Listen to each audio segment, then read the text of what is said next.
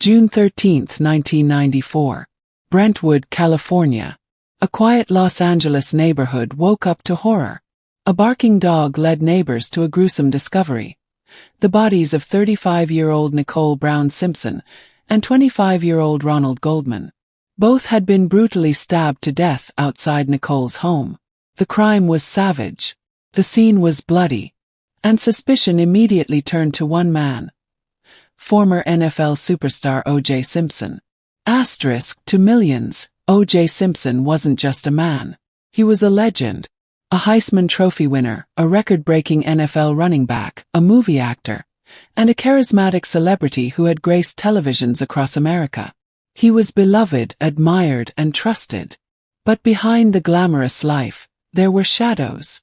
Simpson's marriage to Nicole had been rocky, marred by allegations of abuse. Police had been called to their home multiple times. Friends said Nicole lived in fear. Now she was dead. And investigators began closing in on O.J. Simpson. On June 17, 1994, O.J. was scheduled to surrender to police. Instead, he vanished. Hours later, cameras spotted him in the back of a white Ford Bronco, driven by his friend Al Cowlings. O.J. carried a gun. He threatened to take his own life. What followed was one of the most surreal moments in television history. Helicopters hovered over Los Angeles as millions tuned in. The NBA Finals were interrupted. Freeways were cleared. On overpasses, people gathered to watch. The slow-speed chase lasted over an hour, gripping the entire nation. At last, the Bronco pulled into Simpson's Brentwood estate. After tense negotiations, O.J. surrendered. He was arrested and charged with 2 counts of murder. What followed would become known as the trial of the century. On one side stood prosecutors Marcia Clark and Christopher Darden. On the other, Simpson's dream team of defense lawyers, Johnnie Cochran, Robert Shapiro, F. Lee Bailey, and his longtime friend Robert Kardashian. The prosecution presented damning evidence. DNA samples linking O.J. to the crime, bloodstains inside his car and home, and a bloody glove found behind his house. But the defense fought back. They attacked the credibility of the Los Angeles Police Department. They argued that evidence had been mishandled, contaminated, or worse, planted.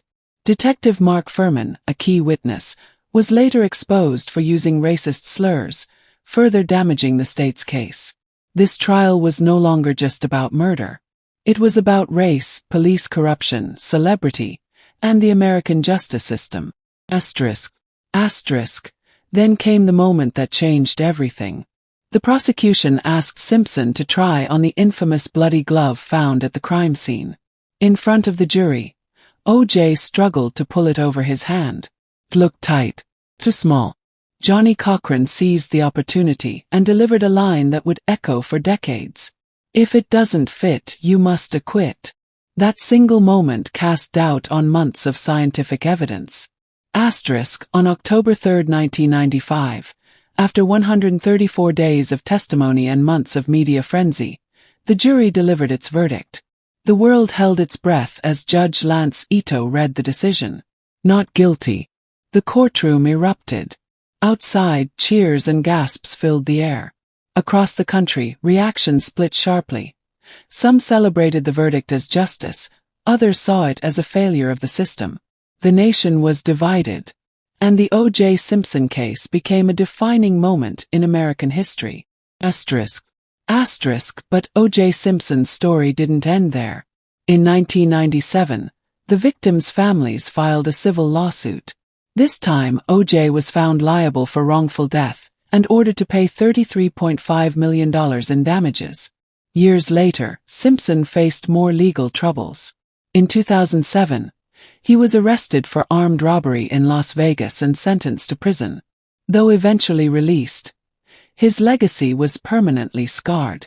Today, the O.J. Simpson case still sparks debate. Was justice served? Or was it denied? The truth may never be fully known. What is certain is this: the trial of O.J. Simpson was more than a courtroom drama. It was a cultural earthquake.